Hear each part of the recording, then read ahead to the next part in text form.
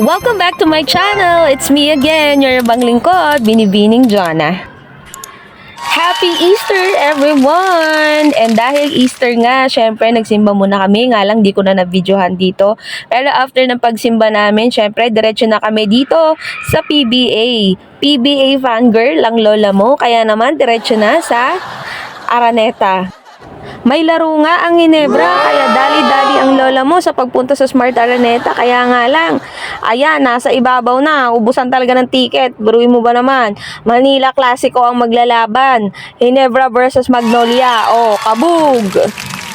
Anyway, nakikita ko pa naman, basta masuportahan natin ang Ginebra, go tayo dyan! Sobrang nakaka-amaze yung laban kung napanood mo to sa TV. Grabe, makapigil hininga. The best!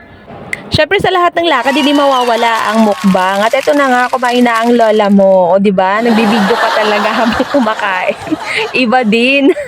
Anyway, machika ko lang. Natagalan ako sa pag-upload. Gawa ng daming ganap, dami nangyari sa paaralan. And eto nga, sobrang init sa Pilipinas. Dahil, grabe. Ang init. Summer na nga.